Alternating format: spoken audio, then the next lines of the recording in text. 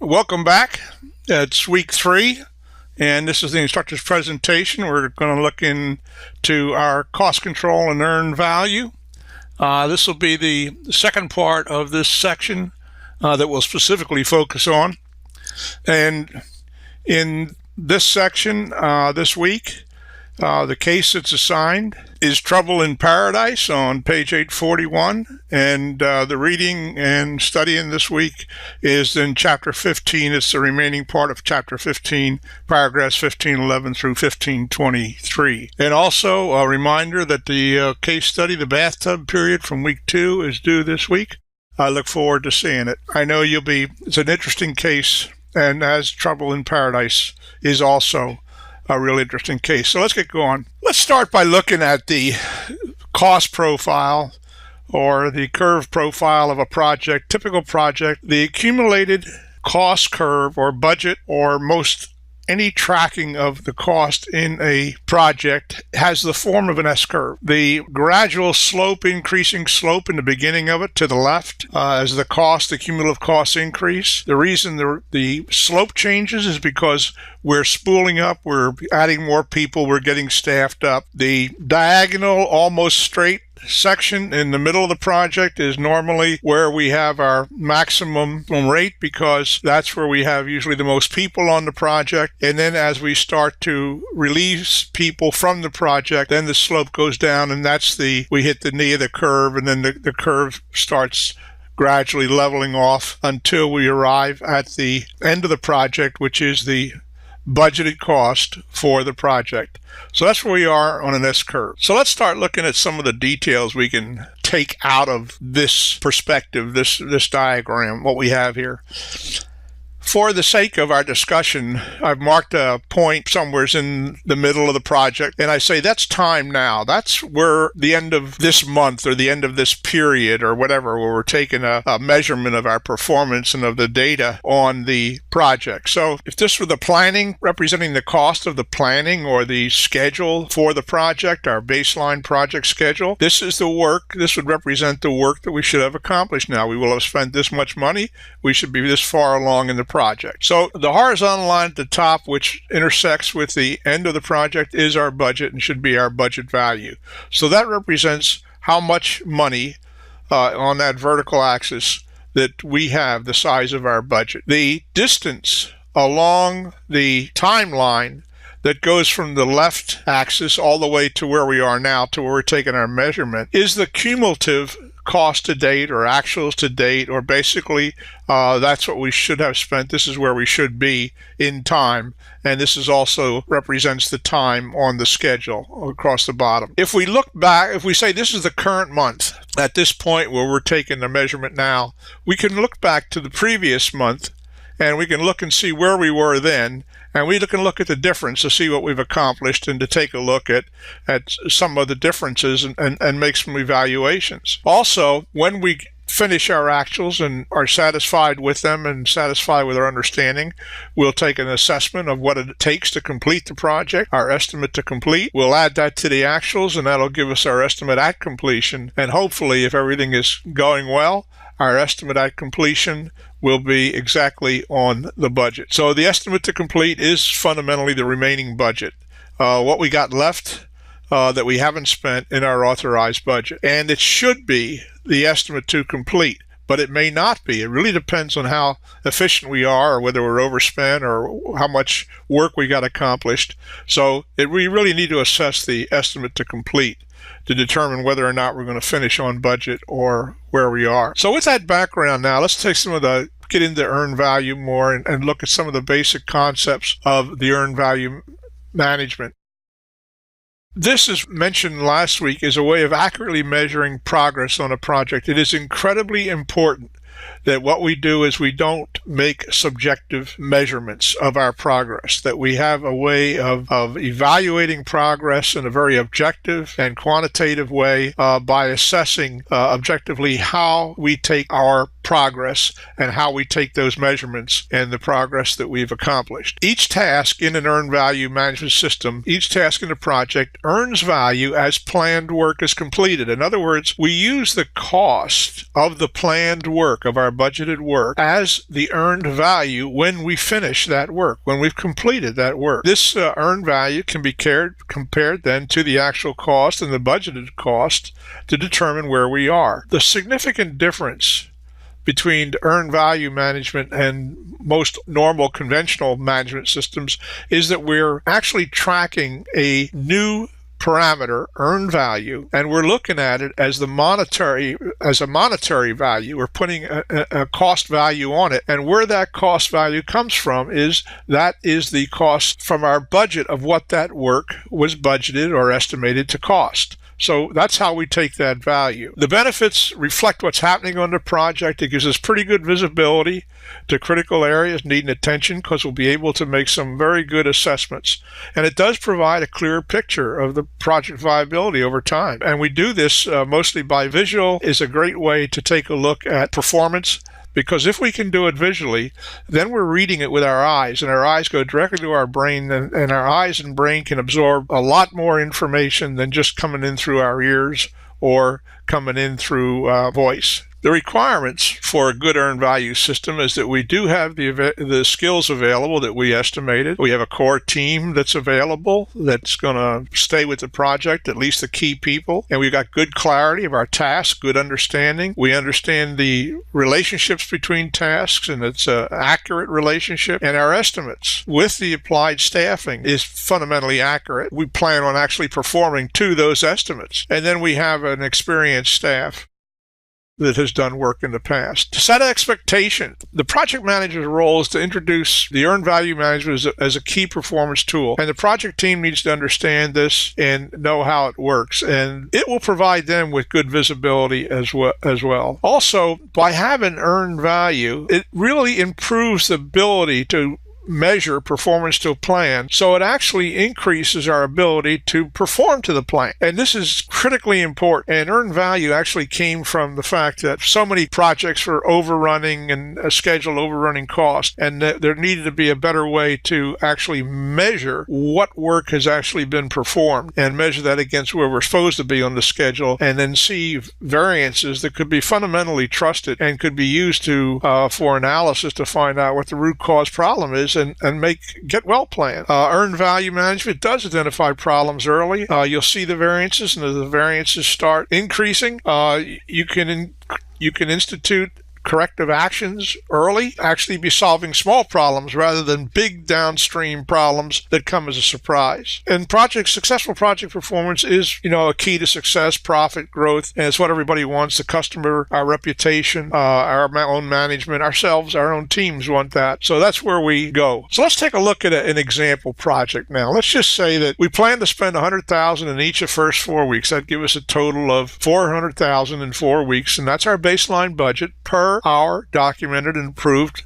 project plan. So let's look at the end of week 4. Let's say our actual cost is $325,000, but our budgeted cost of work scheduled, that's our plan, would be $400,000. That's the $100,000 a week for 4 weeks. So if our actual cost is $325,000, what kind of conclusions can we draw from that? And that's the kind of information we would have in a conventional project management, monitoring, and cost control and tracking, where we're not using earned value. You can ask questions, are you under budget? Is the project on schedule? And we look at it and we say, well, yeah, we're supposed to have spent $400,000, but we only spent $325,000. Well, that'd be really great. $75,000 underspent if we're finished, if we did all the work we were supposed to do then.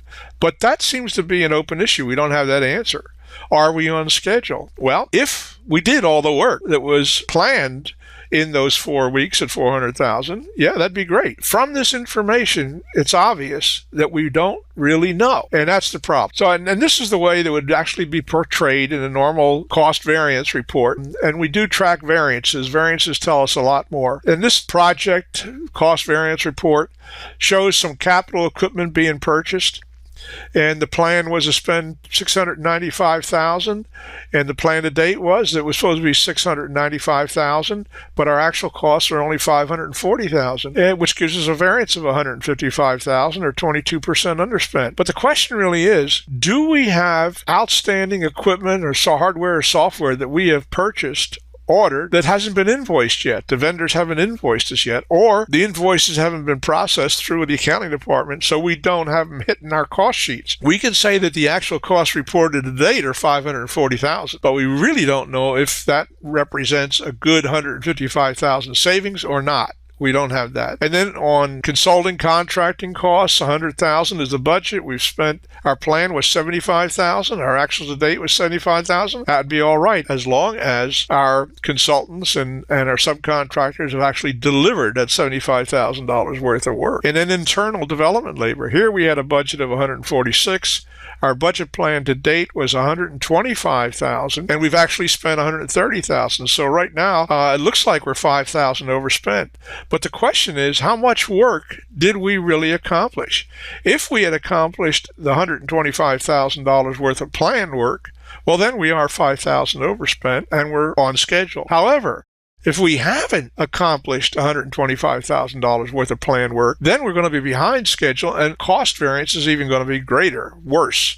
It's actually going to be greater than that $5,000. And then we had a couple of risks or contingency categories, and we add all this up, and then there's some training costs. Budgeted $30,000, spent $15,000, and the actuals are $15,000, and our plan was that $15,000. So training usually is on schedule because that's a service deliverable, and usually the real costs there are by providing the actual training. So that one might be all right. The other ones, the jury's out. And then on this report, we also put down usually some key points, critical issues, any resolution or status on specific critical items, and then a brief statement on what our progress is, our achievement. And it says processors on site and configured, database will be loaded this week, user test on schedule. But it doesn't say if that is what we plan to have accomplished at this point. So there's really a lot of unknowns and uncertainty here. There's a lot of desire to do further evaluation to find out exactly where we are. Now, looking at that same thing from a different point of view, let's do it from a visible, a graphical point of view. And what we're going to say here is that traditionally in our traditional cost and budget management, we'd have a planned budget of $25,000 and say our actual costs are $22,000. We'd say, hey, we're $3,000 underspent. We're probably in pretty good shape. But let's look at it now. Let's go to the earned value management. Let's finish the calculations, okay? And here we have our planned budget of $25,000 and our actual costs of $22,000. But here's where we bring in that new parameter we talked about, the actual earned value. What is the budgetary value? What was that planned value of the work we actually did accomplish? And in this case, the earned value was $20,000. So now we can compare that earned value to the planned budget, and we can see we were supposed to have $25,000 worth of work done, but we only did $20,000. So we're $5,000 behind schedule. In our actual cost, we spent $22,000, but our earned value was $20,000. So we've actually spent an overrun. We've spent $2,000 more than what we should have spent at this point. So you can see that the benefit of earned value actually does provide better insight. We got a much clearer picture of where we are. Looking at some estimates for a minute, PV is actually the new mnemonic or new abbreviation planned value. It used to be budgeted cost of work scheduled. That's our plan. And PV is our planned value. Planned value, that makes sense, okay? Budgeted cost, this was our budget in cost for the work that has been scheduled for today. So this is the cumulative cost of estimates for work scheduled to be performed. How much work should have been accomplished? That's what planned value tells us. Then we have EV or earned value, and the original mnemonic for that was the budgeted cost of work performed. It's work performed. It's what we've actually accomplished. And it's based on the budgeted cost for that work. So this really tells us how much work has been accomplished. Actual work performed based in earned value, based on the budgeted cost for that. And then we have AC or actual cost for what our actual costs are for that work that was performed. What it basically says is how much did this actual work that we have accomplished cost? And so these are the three parameters: planned value, earned value, and actual cost. Going a little bit in detail or being more specific, descriptive about it, the planned value is the resource loaded schedule, the plan. It's actually our baseline, it's our approved plan, and this is the budgeted cost for work schedule value of all resources planned for the work package. Is our earned value, work accomplished. And this is the budgeted cost for the work that was performed. And then this is the value for the work completed in terms of all the packages, work packages. And then our actual costs incurred. And this is based on the actual cost for the work that we have accomplished to this point. And the word work packages, all we're basically saying in work packages is that this is the accumulation of all the tasks that are involved. Sometimes we will group a set of tasks together and put it into what we call a work package. It's just like an envelope. It's just like you're putting a lot of chits in an envelope, a lot of tasks in an envelope, and you may give that envelope, that work package, to a group or to a team leader to work off, rather than giving them one task at a time. You're still defining and tracking the individual tasks and all that. You put it together in work packages. It just makes it a little bit more efficient. Let's take a look at a graphic now and take a look at this. Here's we got a budgeted cost of work scheduled. This is the budgeted cost of work scheduled. So this is our plan. This is our baseline. This is the planned S-curve or cumulative cost curve for the project. And you can see it starts out as a 12-month project. Now let's take a look at where we are here on June. And we're looking at the actual costs of the work performed. That's our actual cost as of June the 3rd. And that was $56,000. And then we're looking at the budgeted cost of work performed. Okay, it's $49,000. So we can see that our budgeted cost was $49,000, but we actually spent $56,000 for that work. So that looks like it's a problem. Okay. Now we look at the other two. We look at the budgeted cost of the work performed, $49,000, and let's take a look at the budgeted cost of work scheduled, which is our plan. Okay, $55,000. So this says we're behind schedule. We're about $6,000 behind schedule. Now, if we look at them all, which is the way we normally plot them, we put all three of them on here, we can see that the budgeted cost of work scheduled is $55,000. That's our plan. The actual cost was $56,000. That's not so good, especially when the budgeted cost of work performed or earned value is only $49,000. So against plan, $55,000, we were $1,000 over, but against what we actually accomplished, $49,000, we were $7,000 overspent, and we're actually $6,000 behind schedule based on comparing the budgeted cost of work performed against the budgeted cost of work scheduled. Okay? Getting a more general idea, more specific familiarity, and I'm reiterating this because I want you to get it in your heads and get comfortable with it and work with it. Our normal plan, our project plan, is the black line S-curve, okay? And that's our plan value or our budgeted cost of work plan, or work schedule, excuse me. And then we have, at the end, when we have all our total cost, and that should be the budget at completion or our authorized budget. And then we'll also track the actual costs as we go through time, and you see that plotted there. And then we'll also track the earned value through time. Wherever we take a measurement, we're going to be looking at the planned value at that point, the earned value at that point, and the actual costs at that point. And then we start looking at the variances at that point. We look at the schedule variance, okay? And that's the difference between the earned value and the planned value. Our planned value tells us how much work we should have accomplished. Our earned value tells us how much work we did accomplish. And we can see in this pictorial here that we're behind schedule. And so if we look at the equation up there, the earned value would be a smaller number than the planned value. So sure enough, the schedule variance will come out as a negative. And if we look at the cost variance, which is the difference between what we accomplished, the earned value, and our actual costs, the cost variance is the earned value subtracted by the actual cost. And again, if we're overrun, if we spent more money than the value we have earned, we're going to have a negative number. So negative numbers mean in the schedule variance, we're behind schedule. Negative numbers in cost variance say, hey, we got an overrun. This is not good. We're in bad trouble. And then we have some indices, which is a fast way of looking at some of these performances and getting a sense for them.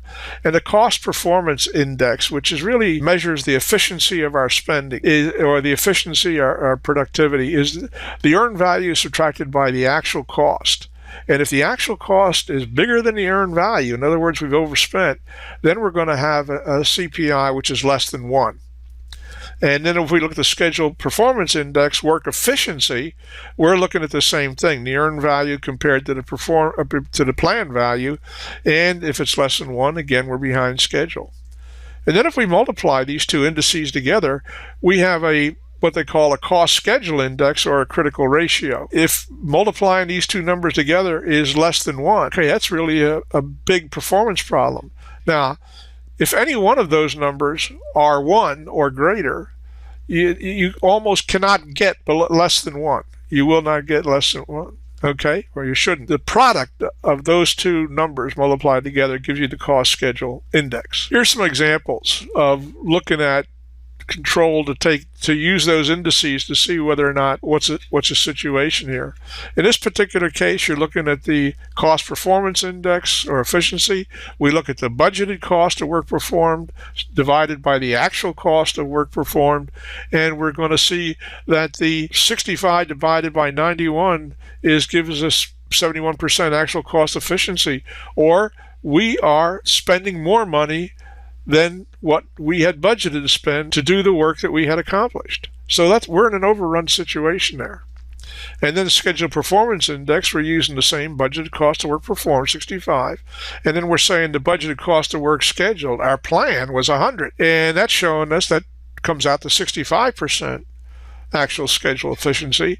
And that's saying that, hey, our budgeted cost of work performed or earned value is less than what we planned to do, so we're behind schedule. Then if we do the cost performance index on performance, you can see that the actual cost of work performed against the budgeted cost of work performed indicates that we're actually cost is far higher on a dollar value. We're spending 1.4 times what it is that we had budgeted to be spending. This is a lot more complex picture of what we had, but I do this because I want to walk you through the complete project picture. You can work with the other ones until you become more comfortable with this one, but this will present the actual picture, and I'm going to walk through it with you. So here's the budgeted cost of work scheduled, and we take that all the way up till we finish the project, and that's the budgeted completion or our total budget value.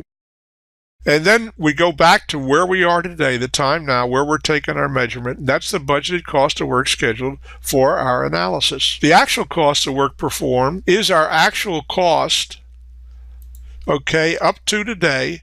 And if we project that out, okay, we can forecast our earnings at completion, because our earnings at completion, or estimate at completion, is the sum of the actual cost of work performed plus our estimate to complete. And then we go back to the point on time now. That's where our actual cost is at this point and where we have to measure it. Then we have our budgeted cost of work performed and what the value is today. So now we have on that vertical line, we have the three values of budgeted cost of work performed or earned value, the actual cost of work performed or actual cost, and then the budgeted cost of work schedule or planned value. So now with this, I want to show you the rest of the picture. If we go up to the left top, you'll see that green line there, and it's got a thickness to it, and the thickness represents the amount of money in our risk reserve. This gives you the total budget picture. The bottom of that green width is the budget for the cost of the project. The green width itself represents the risk reserve. So the top line on that risk reserve is the sum, or your total budget. That's the budget including your risk reserve, and that's the total amount of funds that exist. Now, if our actual cost of work performed projected out through our estimate to complete gives us an earned value at completion which is higher than the budget at completion, then you see that VAC on the left side, which is the variance at completion or a cost overrun. And this is a prediction of how much the project would overrun. Now we can go down to the right part of the graph and we see where the BAC is. That's our planned completion date. That's our scheduled completion date. But with our projected EAC, it indicates that we can forecast our completion date, which is going to be later or beyond the planned completion date. And this shows us how late our delivery is going to be. So from here we can measure the variance in delivery or the late delivery. So this is what represents, this is the whole project picture now. And this is done on an earned value basis, and it's graphically represented. We show the cost variance on the charts the difference between the budgeted cost of work performed against the actual cost of that work. We can show the schedule variance, which is the budgeted cost of the work performed or earned value, against the budgeted cost of work schedule. And that's the SVs, schedule variance. And to the left of it is CV, cost variance. So on this diagram now, we have all of the parameters that we have evaluated to show us what our picture is for our project. And we also can see what the issues are regarding whether we're on schedule or behind schedule or on cost or over cost. And then we need to get into the project, into the details, the areas where these variances are coming from, and come up with a get well plan to put a recovery plan in place, a get well plan to get the project back on schedule. Remember, as a project manager, we have committed to deliver the project on cost, on schedule, meeting the performance requirements. Our job isn't over until we have a recovery plan that brings us back on to that original budget, original schedule, meeting the performance. Some of the manners in which we can do this analysis now, since we see that we got an issue, is we can start sorting data based on significant variances. In other words, the biggest variances we'll put on the top, and then we'll start zeroing in on those. If we get a 10% improvement on a large variance, it's worth a lot more to the project than a 10% improvement to a small variance. By starting on the significant variances and working down, we're having the biggest bang for the buck up front. We can graph and analyze the trends, looking at comparative data. And then if there's a written variance analysis prepared by whoever was responsible for that set of tasks or work package, then we can look at it and see if they've really identified the root cause of the variance, and then any corrective actions that have been recommended or planned, how adequate are they? And from that point of view, we can also do an analysis of our schedule trends over time, critical path, do an analysis of our projected EAC during each period, and we can see that it'll probably move around a little bit from month to month, and we can just try to determine the realism of the current EAC versus those other EACs. Bottom line, what are the variance drivers? What's driving our variance, and what can we do about them? That's where we're at. Here's a point that's made regarding frequency of our measurements. How often should we take a look at earned value and the variances and do an analysis and see where our project is? And this is just an example. If you do it weekly, it's sort of like the same thing as if you're starting to deviate from the road. When your tire hits a shoulder, you got a small problem, you got to get the car back on the road. That's easier to correct, safer to correct. However, if you wait to find out where you are in a month, that might tell you you're in a ditch, you're losing time and money, you got a problem, you need a tow truck. It's going to be a lot more costly and expensive in time and dollars to recover and get it back on track. What's the bottom line here? This all goes to the point that every project is different, every project team's different. So when you're setting up your project team and you're using earned value and you want to determine how often should you be looking at the earned value parameters and do an analysis and look at the variances, it really depends on the project. If you got a critical project or a volatile project, you may want to do it more often, every couple of weeks, at least once a month. What also drives that is another point. How often can you get cost reports from finance? Most companies, quite frankly, don't do a cost report until they close the month. So that means you may not be able to actually do, from a financial point of view, do a real earned value analysis more often than once a month. However, you can be looking like every 2 weeks or every week. You can be looking at what tasks are closed out, completed, your earned value, and you can be looking at your hourly reports, timesheets, to see how much hours you're spending. And so that'll give you a parallel indicator and give you an idea whether you got some other problems. On the other hand, put a recovery plan in place previously, and now you're looking at these weekly timesheets and hourly reports and tasks that are complete to determine whether or not you're getting bang for your buck. In other words, is your recovery plan actually having an effect? Are you getting back on schedule? And it can tell you that. You don't want to wait for the end of the month when you're going to go through your, with the finance reports, go through all your analysis to find out whether your recovery plan is having an effect or not. So when we start looking at what might cause variances from a project manager point of view, if we're looking at poor performance by the team, and this is unfavorable cost, we're spending too much money, we're not getting enough work done. We can look at the team, the poor performance by the team, and we look at the experience of the people. How good are our processes? Are we using good tools? Are we having problems with server time, waiting on computers? Where are we at? What about productivity? Is there a little bit too much chatter going on and not enough work going on? What's happening first? Okay, is our team picking off the low-hanging fruit, the easy tasks, and letting the tougher tasks gang up? Are the teams waiting for other teams to deliver stuff?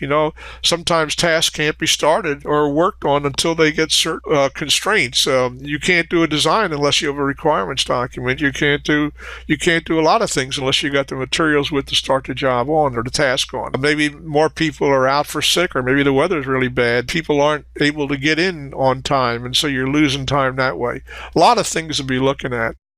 We also have to look at the management decisions, whether or not they've been creating problems. Have we made errors in staffing our team? Are we not releasing people when their work is actually done? Are we hanging on to them? Okay. Are we coordinating that properly with the functional groups that own these people? Are we instructing the team to work on other priorities and they're not working on the things that need to be done? Sometimes you can use overtime to recover and get back on plan, or you can use 10-hour days, or you can use maybe Saturdays. But you got to have the team to buy in. They got to agree to do that, or you're going to have a problem there. But the other thing is, if you do it too often, you're going to burn them out. Not only that, if you start bringing them in on Saturdays for a half day or a whole day of work, you're going to create a lot of problems with their homes. That can be a source of friction that really affects the productivity of the organization too. Our actual costs of the work performed, our earned value, could be incorrect. We could have incorrect charges. Some people could be charging the wrong job numbers. Maybe there's charges that have been incurred, but they're not showing up. This is one thing that's really something you got to look at when it comes to materials. When you're buying materials or buying things, when you make the purchase requisition, then you submit it to purchasing, and purchasing places the order. The fact that you know that you just spent $50,000 or whatever it is, okay, this order is out there. Accounting doesn't pick that up and put that. They don't pick it up and charge it against your project until they receive an invoice. You could already have received the delivery from that vendor, but if they haven't invoiced it yet, or if accounts payable hasn't processed the invoice, it won't hit your cost reports. And so that could be delayed charging, and it could create a problem for you. You may think you got more budget left than you really do, because you got purchased invoices that are still outstanding that haven't hit your books. So you got to watch that. You got to be careful about that. The budgeted cost of work performed could be incorrect. Our team could either be being too conservative or too optimistic in how much credit they're taking for the work that they've been accomplishing. It could be something that goes all the way back to our project planning.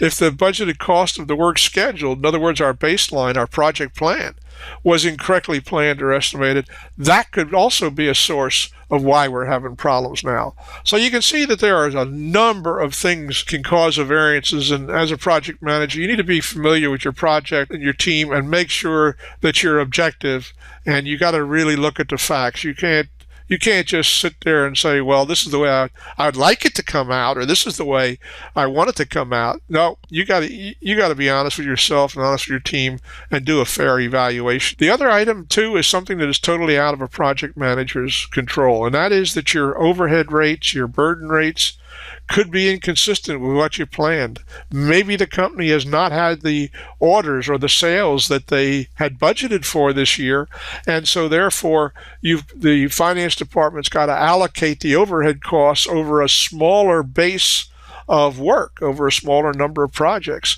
and that would make the burden rates, the overhead rates, increase. The fringe benefits could have gone up. Insurance costs could have gone up for the individuals, for the labor pool, and that would have created overhead. That would have created an increase in fringe rates, which were not foreseen in the project planning and not foreseen in the risk analysis.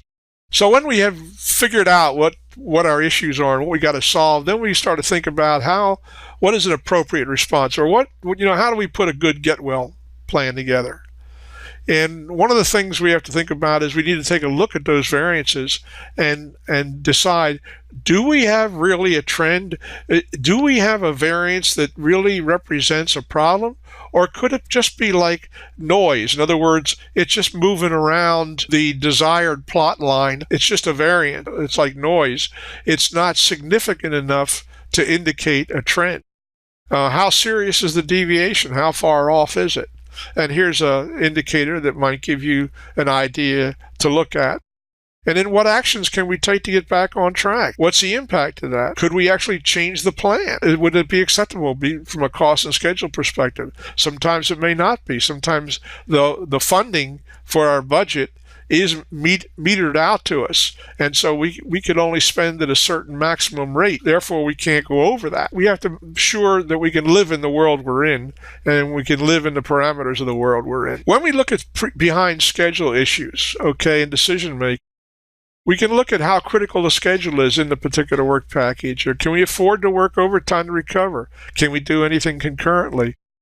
This is what we're doing here now is asking questions that stimulates our thinking on how we can devise and put together a recovery plan. Also, is the work we're doing, are we gold plating? In other words, are we being too perfect? Are we going beyond the level of quality and performance that we need to do?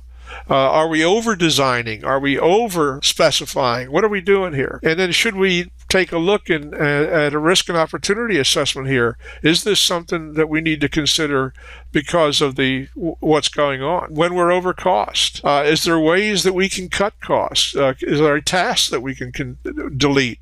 Is there any work that we can not do or do later, which would be cheaper?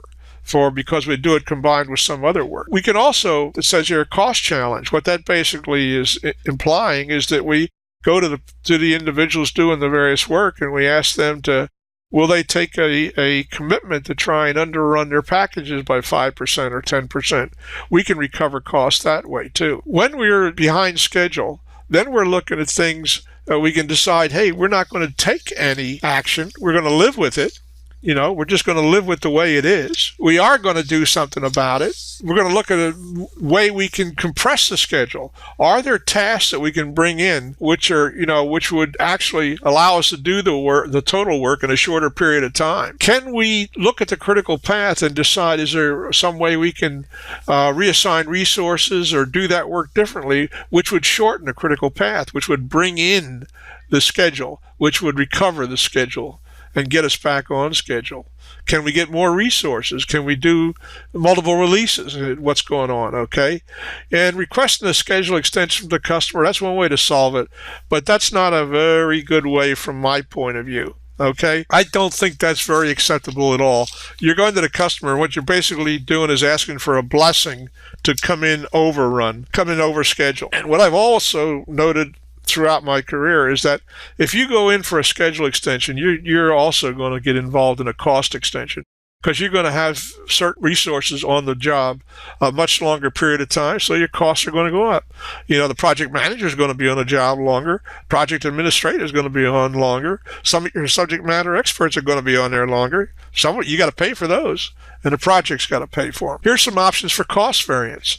Maybe we can use some less expensive resources, but we need to have at least the required skill level to do the work. Some functions, maybe we can take those and make those out of scope. We might be able to renegotiate with a vendor and try to get a better price break. Maybe what's going on in some of our work areas, some of the tasks, is that there's an uncertainty or some wheel spinning going on because maybe there's not enough knowledge there or experience. And if we bring in a subject matter expert or anything like that, maybe they could help facilitate it and bring it into focus and get us moving forward again. All right? Or we could actually bring the project team together and help them to do some problem solving. The other side of it is make sure that our sponsors and everybody's on board supporting us. So let's take a look at an earned value scenario now. We've talked about a lot of these things. We've covered a lot of area, a lot of material. So now at this point, let's take a look at total earned value situation. Let's say our budget at completion, our current project budget, is $100,000. Then let's say that the earned value at this point where we're taking a measurement is $42,000. Fundamentally, that says 42% of the project's completed and $100,000 is planned.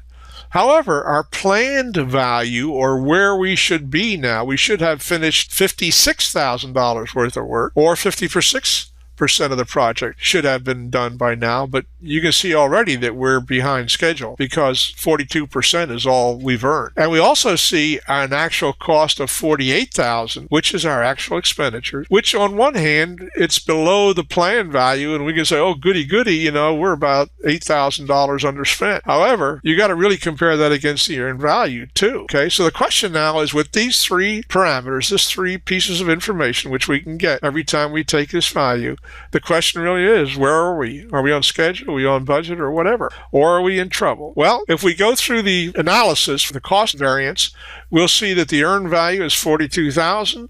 The actual cost is $48,000, so we are $6,000 overspent for where we are. So our cost performance index is less than 1, okay, 0.875, which indicates we got a problem. Our cost variance percent is 14%. That's saying that for where we are, I got a 14% of the budget. So that's a sizable overrun. So now let's look at the schedule side. We'll look at the schedule variance. That's the earned value, $42,000, minus the planned value, $56,000. So we got a minus $14,000. That says we're behind schedule by the equivalent of $14,000 worth of work. So our schedule performance index, earned value divided by planned value, is 0.75. Again, less than 1. We're behind schedule. And then we can look at our schedule variance to get a percent, and it tells us that we're 25% behind schedule. So you can see with this brief analysis here, you have a much better picture of where you're at and the size of the problem. And what we've done to this point is also look at where we're at compared to what our plan is and where we're supposed to be. But what we also got to do is do some forecasting. We have to look at the remaining work and what it costs to do the remaining work, and see if when we put that together with our actual costs, what is our estimate at completion? Is it still on the budget amount, under the budget amount, or over the budget amount? We really need to be able to do some of this forecasting. And these are the terms that we use. Our budget at completion, what is the total job supposed to cost? This is our authorized budget. And then our estimate to complete. How much does it take? What's the remaining cost to complete supposed to be? We know how much work remains, and we can look at what we expect that to cost. But based on our history, do we think that cost is viable? And then when we take the estimate to complete and we add it to our actual costs, that's the estimate at completion.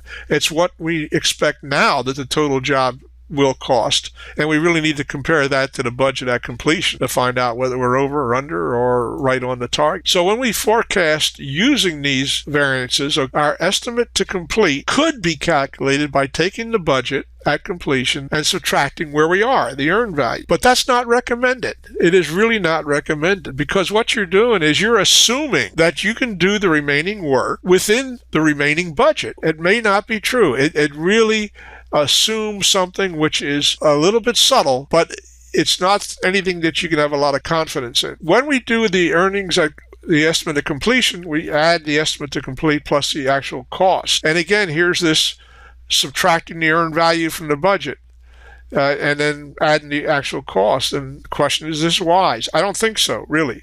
I think that if all you do is subtract those two to come up with your estimate to complete, you're really sort of copping out. You're not doing your job as a project manager. The best way to do it, a more rigorous forecast, would create your estimate to complete by re-estimating all the tasks that are not yet complete. In other words, you could say, so far to date, we have spent 10% more than what we had budgeted for the work we performed. Why wouldn't it be appropriate to estimate that the remaining work would require an additional 10% over what was forecast for that work? If we did that, we would come up with an estimate to complete which would be greater than our budget minus the actual costs or earned value. Excuse me, not the actual cost, but the earned value. It is much better to have an estimate to complete that is estimated rather than one that is just calculated from subtraction of your budget and your earned value. So this one is a far more proper way, and that is you're finding out what your estimate of completion is by adding your actual costs with a reevaluated estimate to complete. And again, here we can show, assuming variances are consistent, if we took that budgeted completion minus the earned value and divide it by the CPI, we could calculate estimate to complete. But again, you're making that assumption. But what this is doing is this takes into consideration your CPI, which you've calculated, is going to take into consideration your cost performance. And so it will give you a better estimated or a truer estimate to your earnings, to your estimate to complete. And then you can add that to your actual cost to come up with a forecasted estimate at completion. Or you can use these other techniques here where you actually substitute in for estimate to complete. You substitute in your budgeted completion minus earned value divided by your cost performance index. Or here's another way, by taking the actual cost divided by the earned value and multiplying that by your budget at completion. That'll give you a more appropriate one as well. Just for reiteration, the using forecasting, here's that fundamental earned value chart with the planned value, your actual cost, and your earned value plotted on there up to the update time tick where you are today. And then what you're doing here is you're doing the smooth curve approximation forecasting using the same profile for your planned value. You put that same profile on your actual cost and your earned value, and it will drive you out to a new estimate at completion, including a new completion date. By doing that, you can get a sense of where your project is and what is going on. It's interesting that most projects, once you are about 15% into the project, you can forecast. By doing this smooth curve approximation, you can forecast completion within about plus or minus about 5% most of the times in most cases. Very seldom do you get in a situation where that really doesn't work as a rule of thumb. So that doesn't say or guarantee you're going to overrun or be late or anything like that. It says based on where you are right now, if you continue this same thing, that's where you're going to wind up. Key of project management is not to accept that and say, okay, I'm going to come up with a get well plan, a recovery plan, or whatever, which gets me back on track and gets the project on budget, on cost, on schedule. And that's the challenge. That's what they really pay us to do, is bring that project in on cost, on schedule, meeting the performance requirements. A couple of equations here now. This is your calculation for your project cost overrun.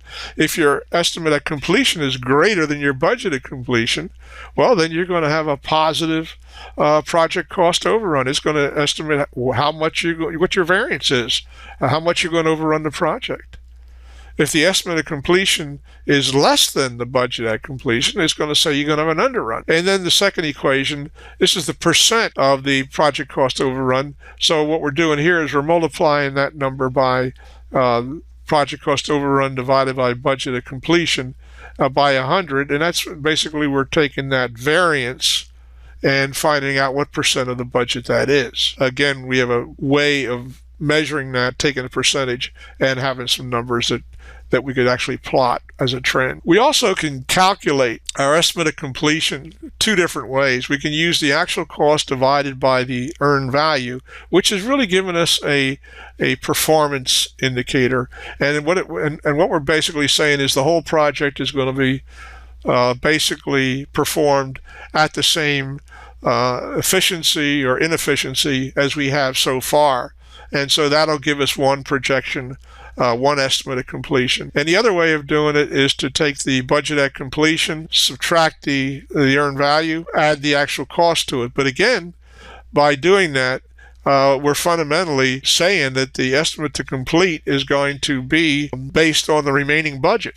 We're fundamentally saying if we take the earned value and subtract it from the budgeted completion, that's going to tell us how much we got left and add it to the actual cost. And that's going to give us another projection on the estimate of completion. What we're saying there is, on that second one, all remaining work to be done at the planned cost, including any work that's in progress. So that's a heck of an assumption. And if you're inefficient going in, okay, or you're inefficient at this time, then that's not going to be a very good estimate. Here we have a project that has 3 activities in it, and we use those 2 calculations for estimate of completion 1, estimate of completion 2, and you can see they come up with a different answer. Using that first one, which is a proficiency or performance ratio times the budgeted completion gives us an estimate of 3,800, which shows us fundamentally an overrun. Using the second method, which is the remaining earned value plus the actual cost, we get an estimate of completion which is different than the first one. It's not as severe, but it's still $400 over the $3,000 that was our budget. And so it's still projecting an overrun. Going into these a little deeper, taking a look at each one of these, where are we getting the numbers from? Well, going from the chart, we're taking our budget at completion, the 3,000, and we're taking the actual cost to date, which is for the total 3 tasks, 1,900, and the actual earned value to date, which is the 1,500, and that's where we get the 3,800. If we use the second expression, now we're using the remaining work to be done, the earned value minus the planned value for B, and the remaining work to be done for C. Okay. And we add that together, and then we're taking the actual cost to date of 1,900, and that's giving us the 3,400. Or if we just take the full budgeted completion, 3,000, and subtract the earned value, 1,500, okay, plus the actual cost, we get 3,400. Both of those methods of doing it give you the same answer. And all we did was take the remaining earned value, in other words, the remaining to go, the 500 for B, the 1,000 for C, and add it together. And that's the same thing we're doing when we subtract the 1,500 from the 3,000.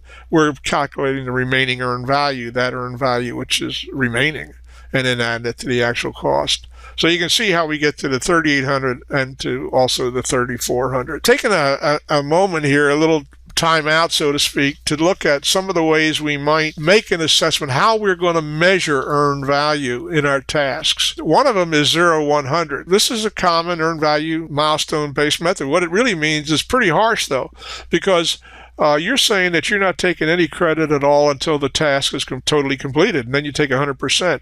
So if that's a 2-week or 3-week task, or even a 4 or 5-week task, boy, you're not getting any visibility at all during that time, whether it's going to come out well or not. You don't know till 4 weeks goes by whether or not that task is going to finish at the end of that 4 weeks, or whether you may need another 2 weeks or another 4 weeks. You don't get any credit until it's over, but it doesn't give you much visibility in the middle. The second method there, 50% at the start, 50% when it's completed, I don't think this really gives you much of anything.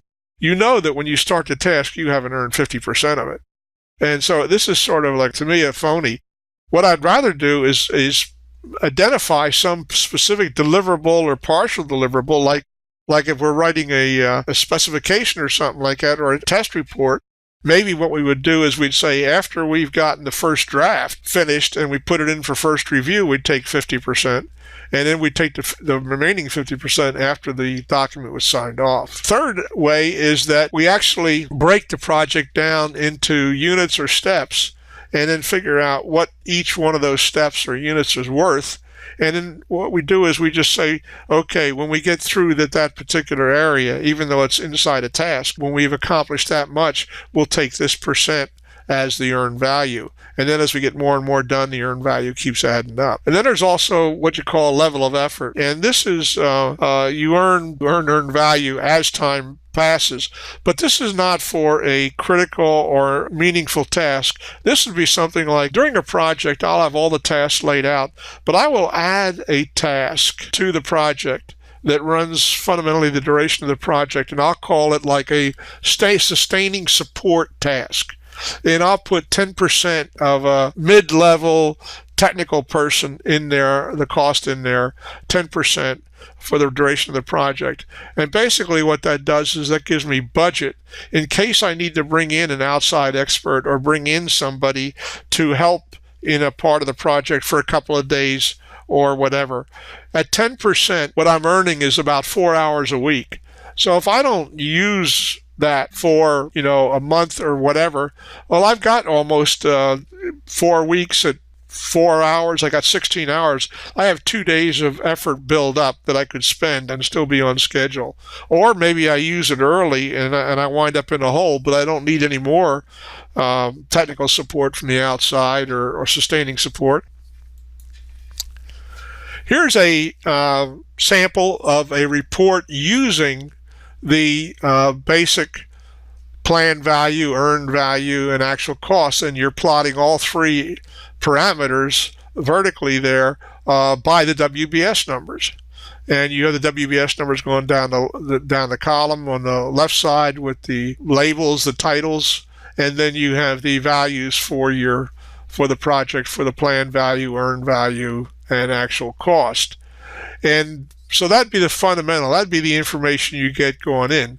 Then what you would do is you take that information, and now you could do your schedule variance calculations, your cost variance, do your indices, and then the percent completion.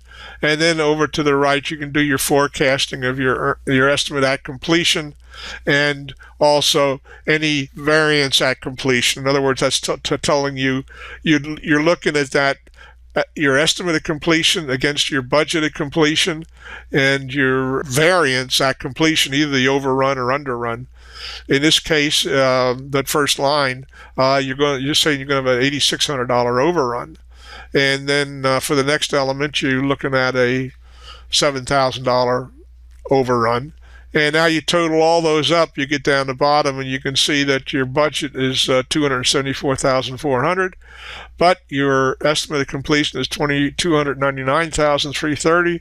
So you got about a $50,000. Well, you got an overrun that adds up to $49,000, but that's not correct. It's got to be an error in there somewhere because they should tie out. When we really got bad variances, in other words, when things have really gotten away from us, to get full recovery is really, really hard.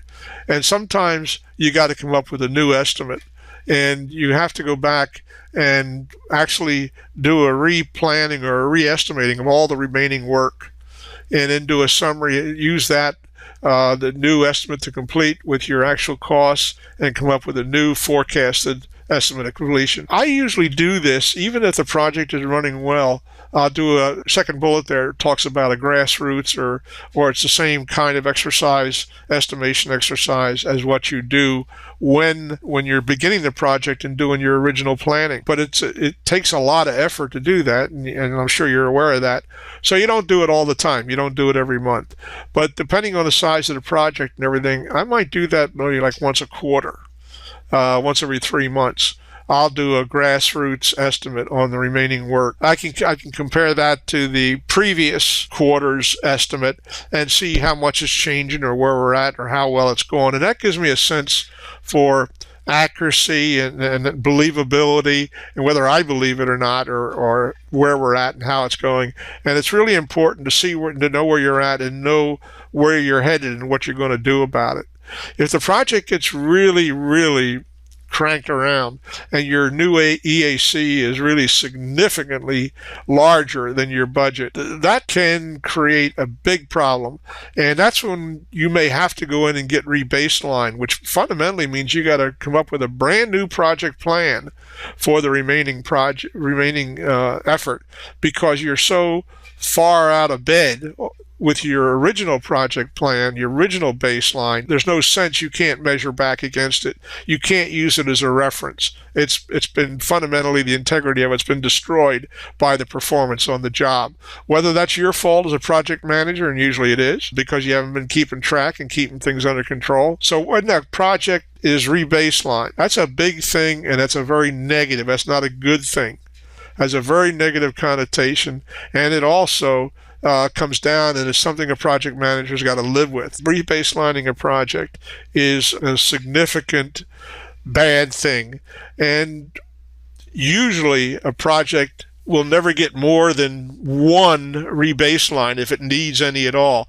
If you've been fortunate enough to work through a project and get it rebaselined once, do not consider asking for a second rebaseline. That'll guarantee that you're not going to be around very long at all. We haven't talked about calculating this one, but I've shown it to you in that one chart.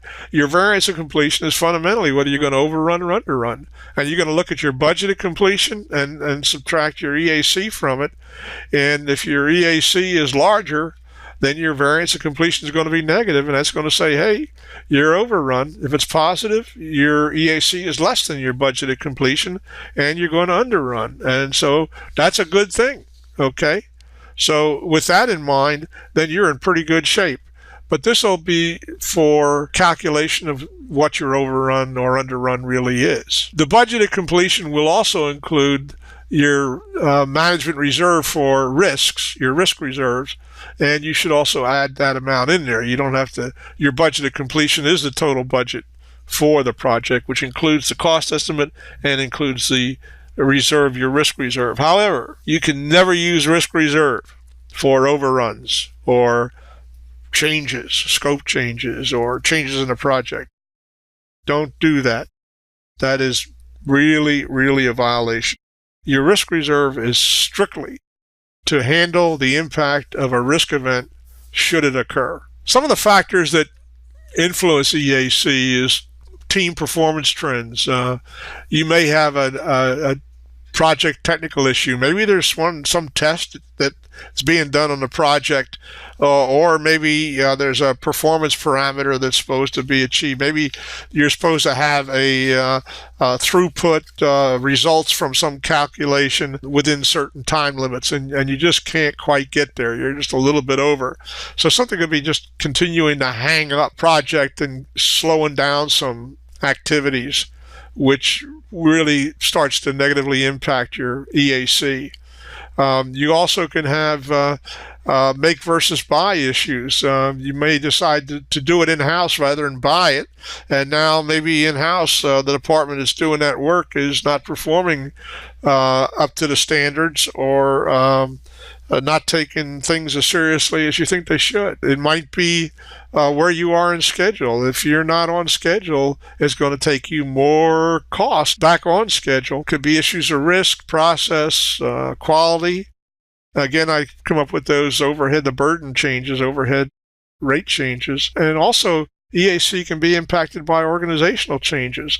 We get distracted a lot when something comes along to make a big impact to the company or to our organization. Maybe all of a sudden they lost a lease on this building, or they didn't renew it for some reason, and they have to move the whole facility, or at least move our section of the facility to another building.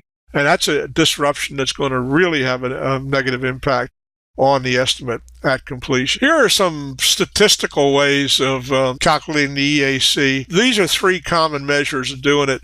One is that you take the budgeted completion minus the CUME earned value, or budgeted cost of work performed, earned value, and divide it by your cost performance index, the CUME cost performance index. Here is a second way of doing it, and a third way. You're taking your CUME actual costs and you're adding it onto these things to come up and calculate a new estimate at completion. Also, there is a to-complete performance index. It basically provides you with an indicator of efficiency on what you got to achieve to complete the work. In other words, this is very instrumental or helpful, because this index tells you that, okay, if your EAC is off, you know what I mean, you're overrun, this tells you how efficient you need to be on the remaining work to get back on budget, which is really a good thing. And one way of calculating this is, if you're going to achieve the EAC as calculated, you take your total budget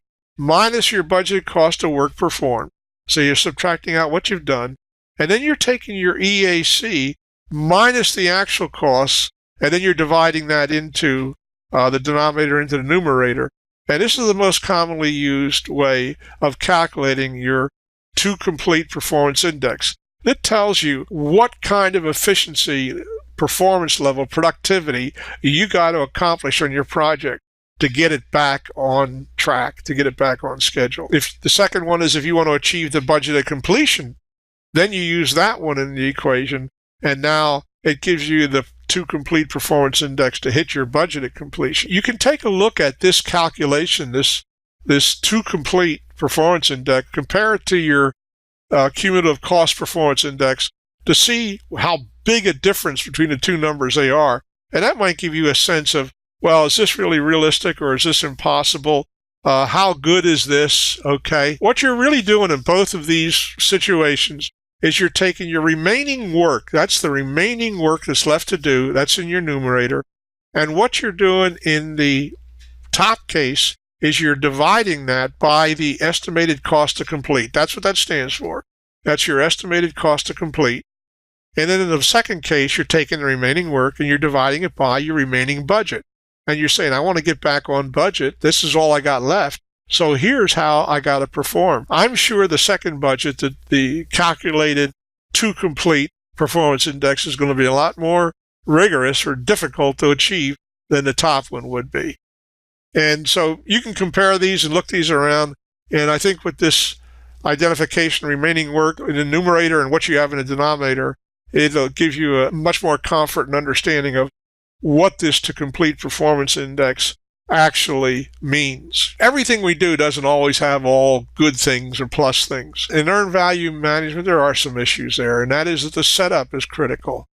You got to have a project management skills and experience to use earned value management, and you got to also instill the discipline into the project team to use the earned values, and also you've got to have formal change management. I don't care whether you got earned value system or not. You need a formal change management system anyway to make sure that you keep the integrity of your project baseline, performance baseline, your plan, your schedule, so that you can measure against it and always see and trust what the variances are. You got to be able to have a good, accurate estimate. And then you need to make sure that your risk reserve, your assessment, is included in there. And it does take some additional effort required to track, because now instead of just tracking two parameters, your actual cost and your budgeted cost of work performed or planned value, you also now are also tracking earned value, the actual cost of the work performed, the budgeted cost of the work performed. Okay, so progress, performance, granularity, how close you want to look at this also determines the work level and how much effort's going in there. So these are things you really need to look at, but I would say this: it does not overcome the desire to use earned value. These are just some of the burdens, the load that you have to also endure if you're going to carry earned value. And then finally, we look at some pros and cons of earned value. It is a proven method. It's got some good logic. It does keep cost and schedule integrated. It does provide you with a graphical information, which is very easy to understand and very easy to see. As a matter of fact, I'm a spatially analytical type of guy. I don't see words in my mind or when I'm thinking. I see pictures, spatial. And so I do spatial analysis. So to me, graphics is the best way to look at it. I can analyze something so much quicker and get more information out of it just by looking at a graphical presentation. Some of the cons is that the implementation can be complex and requires added resources. Yet also, earned value can also be gamed. You know, if people want to play game or whatever, and how much progress they're actually making or whether they're really done. Something may be done, but it hasn't been signed off. Well, to me, that's not done. It really depends on your discipline and your professional maturity. And earned value may be unsuitable for really some very small projects or some fast track, things that are going to be over very quickly, special projects. You have to consider it. You got to figure out whether it will work. The fact is, it is top-down driven. You're really looking at things from the top perspective. That concludes our presentation for today. I hope you got a lot out of it. If there's any questions, please let me know.